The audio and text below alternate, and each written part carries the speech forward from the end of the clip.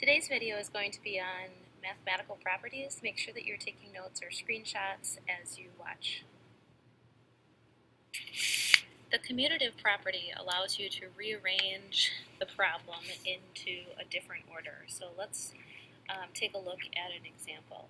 If we had the problem 2 plus 3 plus 5, the commutative property allows us to rearrange that in any order we want. So if we would really prefer to do 3 plus 2 plus 5, we can do that, or we can write it 5 plus 2 plus 3.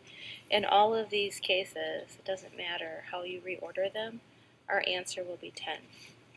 So here's an example of commutative property. Think about what other operations, subtraction, multiplication, division, would work with this property. We already determined that addition is commutative. We can rearrange the numbers in an addition problem and still get the same answer.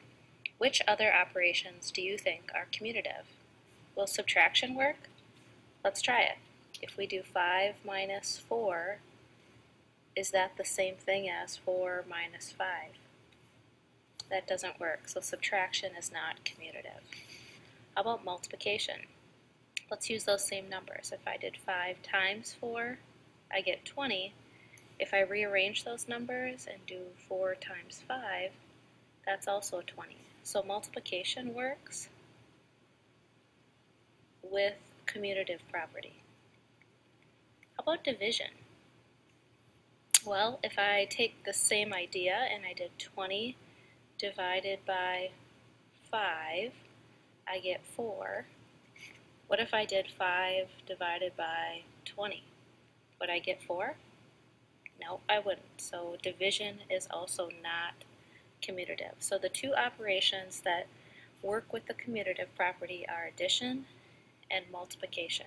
And remember, with commutative property, that tells us that we can rearrange the numbers in any order that we want. Is there a book on this? The associative property is another mathematical property, and with this one you are allowed to group the numbers in a problem in any order that you would like in order to make the problem easier to solve. So for example, if I am using the problem 24 plus 3 plus negative 4 plus 7, I might want to rearrange those numbers to make it easier to work with. So I might rearrange and write it as 24 plus negative 4 as my first group of numbers, and then I might take the 3 plus the 7, because I know that that will make a nice number, to make it easier to solve. 24 plus negative 4 is 20, plus 3 plus 7 is 10, which gives me the answer of 30.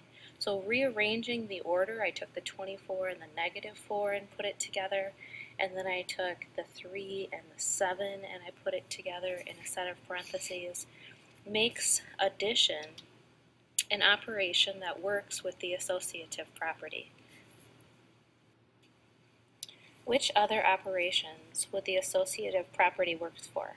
We already determined that it would work for addition through the last example. Will it work for subtraction, multiplication, division?